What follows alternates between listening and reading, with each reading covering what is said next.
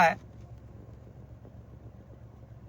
और पोर्टल के द्वारा भुगतान किया जा रहा है, उस पर आंदोलनकारियों का सवालिया निशान है कि सुप्रीम कोर्ट अब गलत हो गया और सहारा ही सही हो गया। जब सहारा चिल्ला चिल्ला करके कह रहा था, सहारा श्री जब चिल्ला चिल्ला करके कह रहे थे कि आंदोलन मत करो, तब सहारा आपको भ्रष्ट दिख रहा था, तब सहारा गलत था।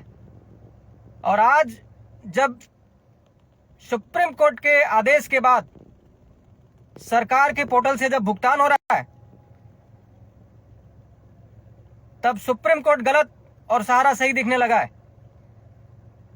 तो आज इस पर खास करके चर्चा करेंगे कि पिछले 12 वर्षों से जो कुछ भी सहारा के खिलाफ षड्यंत्र के तहत हुआ, उसमें आंदोलनकारियों ने जिस तरह से सहारा को बर्बाद करने की कोशिश की, उसके बाद जो कुछ भी पोर्टल बना और उससे भुगतान हो रहा है, उस पर आज घड़ियाली आंसू क्यों आज घड़ियाली आंसू बहाने पर ये लोग विवश हैं और सुप्रीम कोर्ट को ही भला बुरा बोल रहे हैं।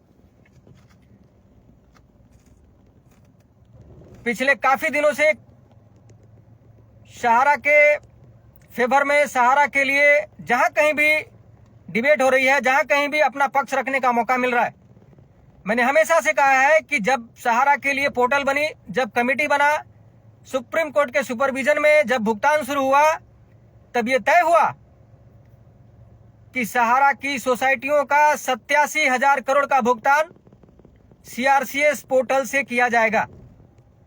तो जब सीआरसीएस पोर्टल से 87,000 करोड़ की भुगतान के लिए पोर्टल बनी है और वहां फंड जा रही है, तो फिर किसी को तकलीफ क्यों हो रहा है?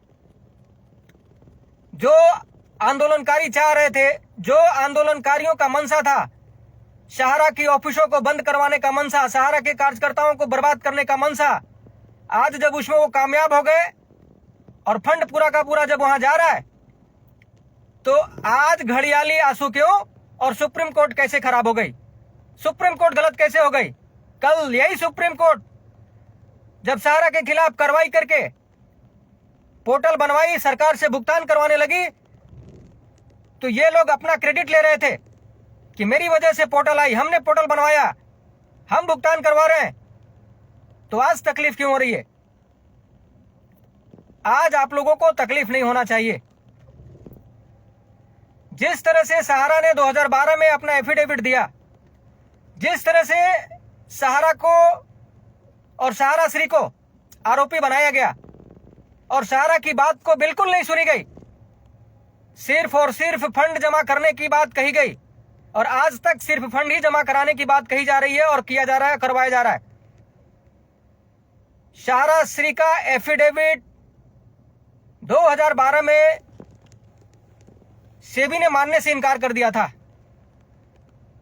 2012 में सेबी ने उस एफिडेविट को मानने से इनकार कर दिया था और यह सुप्रीम कोर्ट में अपना पक्ष रखा था कि सहारा की एफिडेविट गलत है, सहारा के कस्टमर सस्पिशियस है, कोई भी सहारा के डिपॉजिटरों का भुगतान नहीं किया गया है और यहां पर ब्लैक मनी है। आज वही सेबी सुप्रीम कोर्ट के पूछने पर कि क्या आपको सीआरसीएस को फंड देने में किसी भी तरह की कोई ऐतराज है, किसी तरह का ऑब्जेक्शन है, तो सेबी ने कहा नहीं, किसी भी तरह की कोई ऑब्जेक्शन नहीं है, आप फंड दे सकते हैं। आखिरकार सेबी को भी मानना पड़ा कि सहारा श्री ने जो एफिडेविट किया था कि हमने सोसाइटियों से पैसा उठा करके, क्यूसॉप से पैसे उठा करके और रियल एस्टेट और हाउसिंग का भुगतान किया, जिसकी वजह से रियल एस्टेट और हाउसिंग में भुगतान न होकर के हमारा भुगतान क्यूसॉप और क्यूसॉप से सोसाइटियों में भुगतान हमारा लंबित है और आज वही सही साबित हुआ।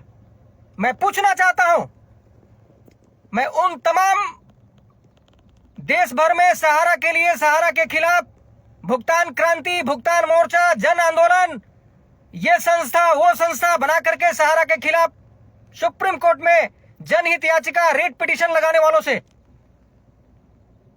कि आज जब सहारा को आरोपी बनाकर पोर्टल बनाकर सरकार के द्वारा भुगतान हो रही है, तब अब आप लोगों को किस तरह से क्यों तकलीफ हो रही है? क्या आप नहीं चाहते हैं कि देश की जनता को भुगतान मिले? अगर सुप्रीम कोर्ट के सुपरविजन में पोर्टल बना करके भुगतान होने पर सहारा सुप्रीम कोर्ट के आदेश का पालन करते हुए भुगतान कराने में मदद कर रही है, तो आप लोग अवरोध क्यों पैदा कर रहे हैं? क्यों चाहते हैं आप लोग कि सहारा के लोगों का भुगतान न मिले? आखिरकार कारण क्या है? और कारण जो है आज इसका चर्चा करेंगे कि यह कारण क्या है। क्यों दिन प्रतिदिन आंदोलनकारियों की संख्या बढ़ते जा रही है? क्या कारण है कि सहारा ही सिर्फ सहारा के खिलाफ आंदोलन हो रहा है और आंदोलनकारियों की संख्या बढ़ रही है? यह सहारा नामक एक नया उद्योग, नया एक धंधा, नई बिजनेस की उत्पत्ति हो गई है इस देश में, जिसको लेकर के रोज भुगतान क्रांति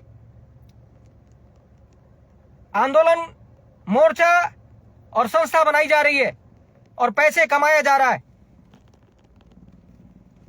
जो लोग सहारा के खिलाफ आंदोलन कर रहे हैं, जो लोग आज भी सहारा के खिलाफ रिट पिटीशन, किसी भी तरह से कोर्ट में जाकर के पिटीशन, किसी भी तरह का पुलिस सीआईडी क्राइम ब्रांच में जाकर के कंप्लेन कर रहे हैं, उनसे मैं पूछना चाहता हूं कि जब 2023 में पोर्टल बन गई, जब 2023 में कमेटी बन गई और सहारा का भुगतान शुरू हो गया, और आपको मालूम है, आप लोगों को अच्छी तरह से पता है कि सहारा के लिए सुप्रीम कोर्ट के सुपरविजन में कमेटी बन चुकी है और भुगतान हो रहा है, फिर भी आप लोग सहारा के खिलाफ इस तरह की कार्रवाई क्यों कर रहे हैं?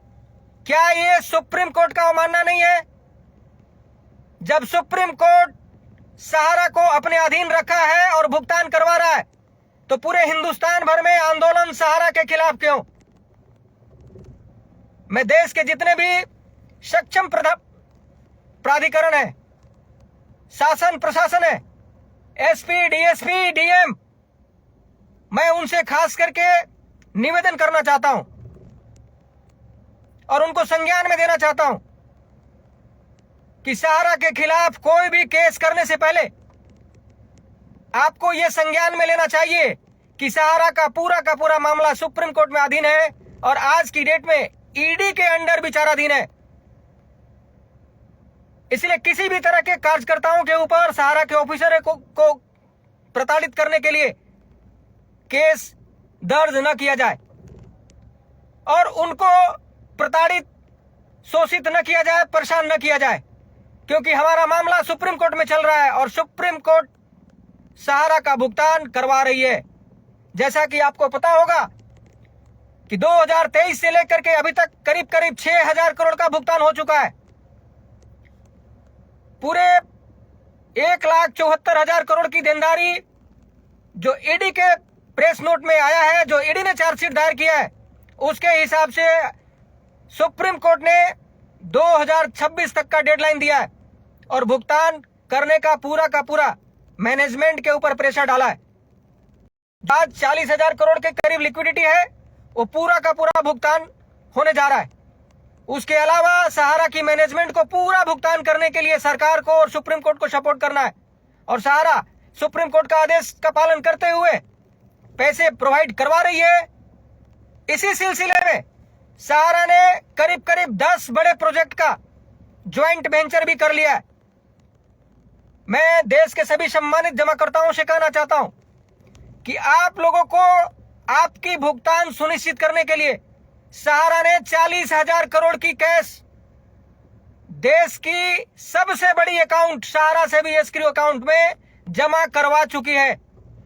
10 बड़ी प्रॉपर्टी का ज्वाइंट वेंचर करवा चुकी है, जहां से लाखों करोड़ की व्यवस्था होगी। इसलिए किसी को भी चिंता करने की जरूरत नहीं है। और फिलहाल जो भुगतान का विकल्प दिया गया है वो सिर्फ और सिर्फ सीआरसीएस पोर्टल है। सीआरसीएस पोर्टल पर जिस तरह से भुगतान हो रही थी, अब उस तरह से भुगतान नहीं होकर के बहुत ही फास्ट और फ्लेक्सिबिलिटी तरीके से होगी।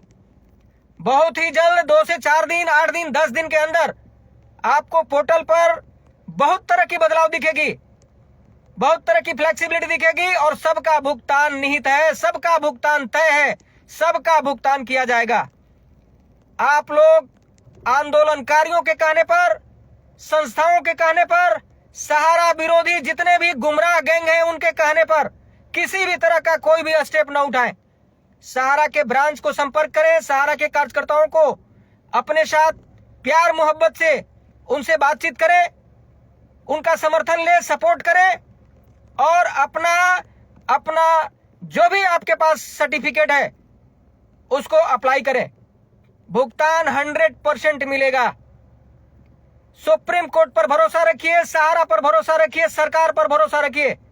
सरकार, सहारा और सुप्रीम कोर्ट भुगतान के लिए जो पोर्टल बनाई है वो पोर्टल करोड़ों रुपए का है, करोड़ों रुपए की लागत से पोर्टल बनी है।